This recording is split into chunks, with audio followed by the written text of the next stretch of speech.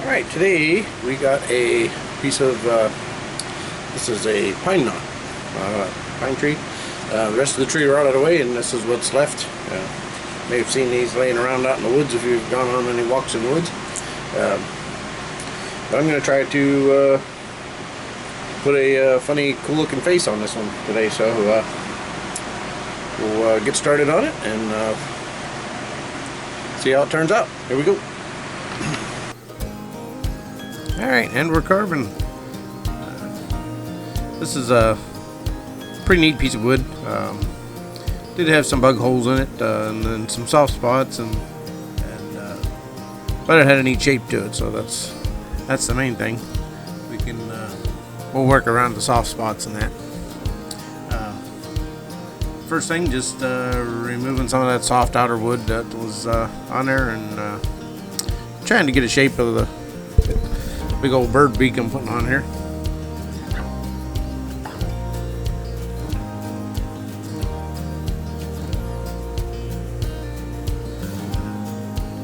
This was with a burr, carbide burr, and then I switched over to a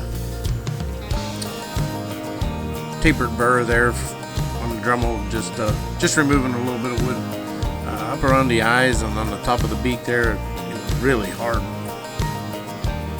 really dense wood, and then but just trying to get it laid out and get through that rough stuff that was on the outside.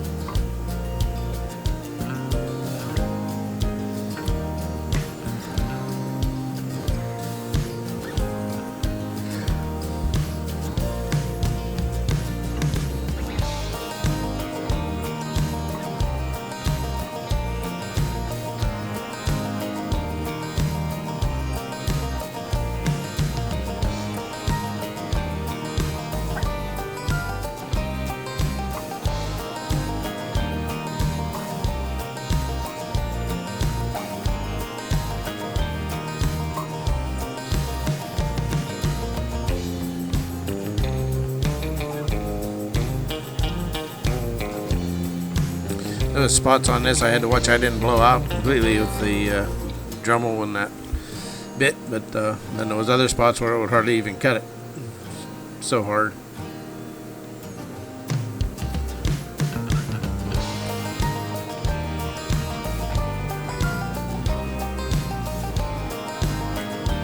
Once I got it kind of laid out, it just kind of cutting it in and smoothing it out till everything had made out of nice solid wood.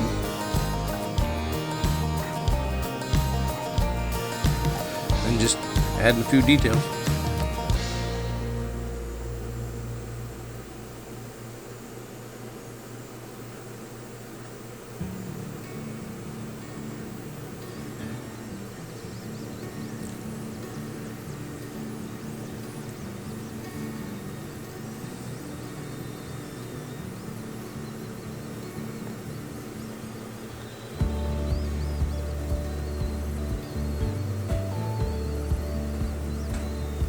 These carvings are a lot of fun to do.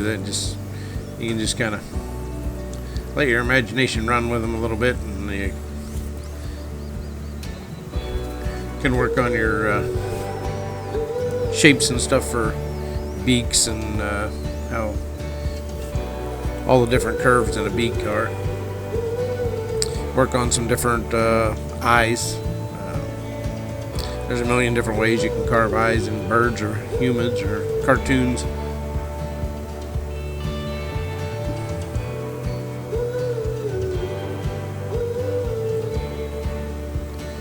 Sunshine was getting me there a little bit. I'll fix that here in a minute. There we go. I put the awning out and blocked that sunshine. In the summertime I can do that. In the wintertime it's harder to block it. Gets really low in the southern sky there, and my awning doesn't have much effect on it.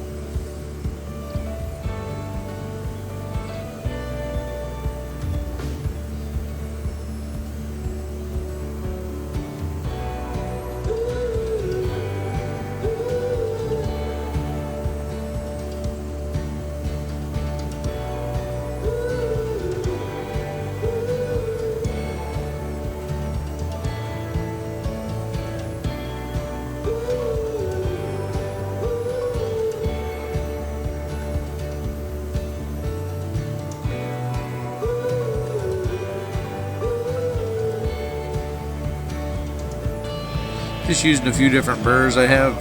Some of them a little sharper than others. Some of them have a little bit more rowdy teeth on them.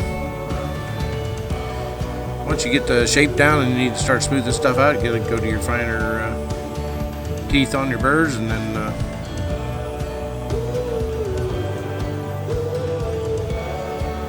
you don't have to sand as much when you get to the end.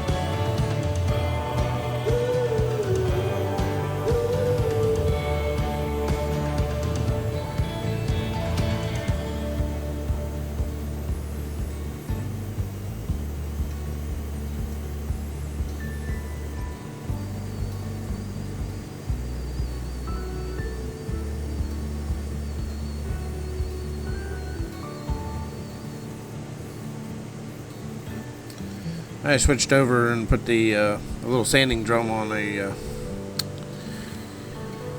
had my little micro motor there, slowed the speed way down, and then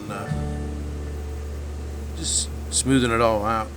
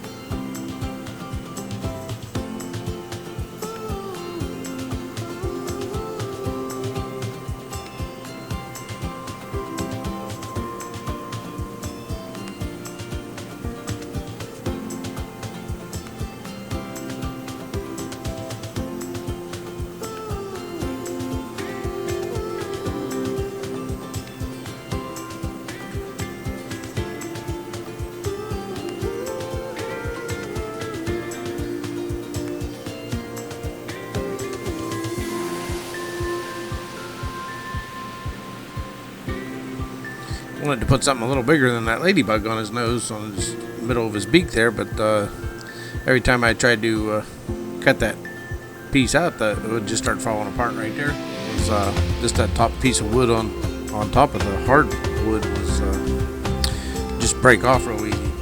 Finally got it down to where I just had a little lump of really good wood to work with, and so I just made a little ladybug.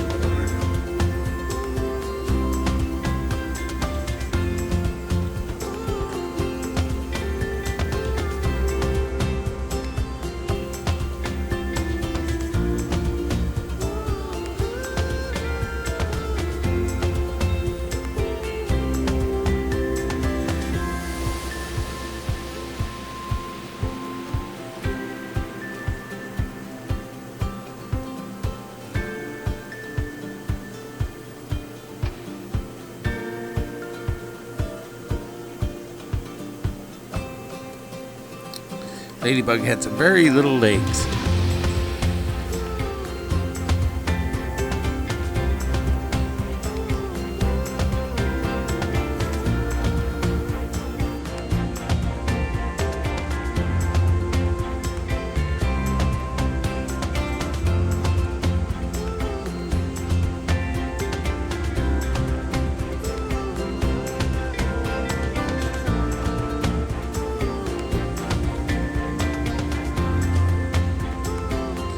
When I started painting this one, it's like I'm using it more as the paint more as a stain on this. So I would put the paint on and then take my little rag there, and dip it in the water, and just kind of wipe most of the paint back off. So it was just kind of staining the wood a little bit, just a little bit of color. But I wanted that wood to look pretty natural, but I wanted that bird to really show up too. So just enough paint to give it a little color and bring that bird out a little bit.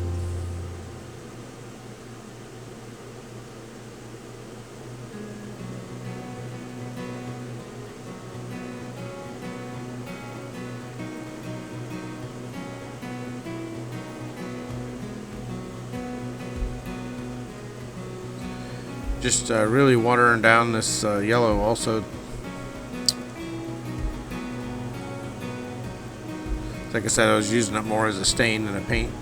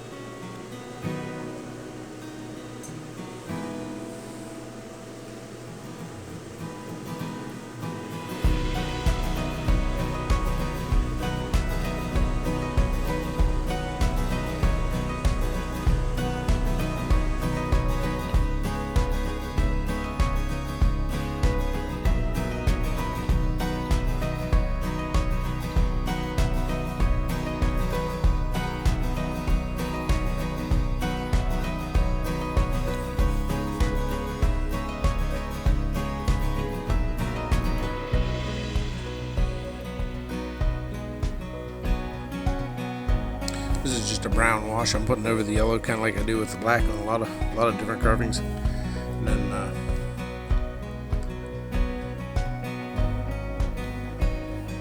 just kind of adding some shadows. So I'm putting it in kind of strategic places just to give it a little bit of a dark look in some places.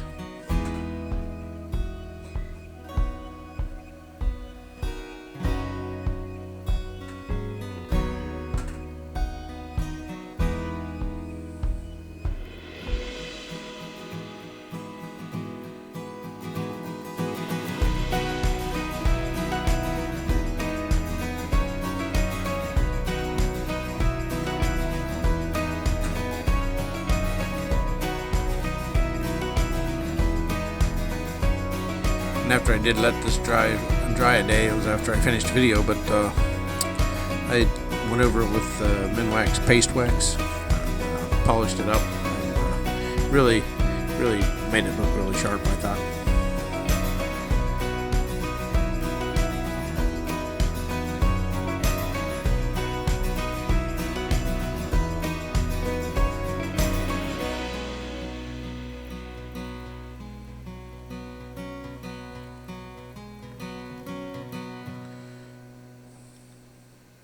Beak was just a little bit too yellow for me, so I just went over it with a little bit of a orange. Once again, watering it down and just giving it that just a stained look.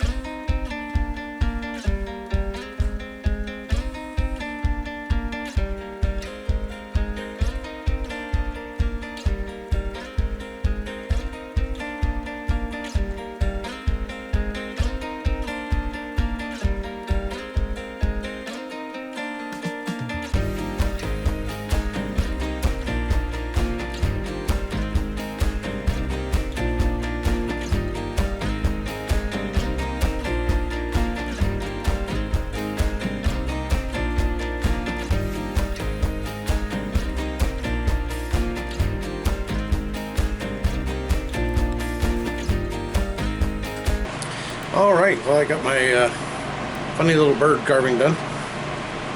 Got a little ladybug hair on his nose.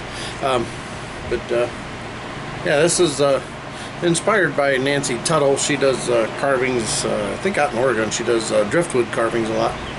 And one of the inspirations for stuff like this, because she has a lot of pictures online, stuff she did.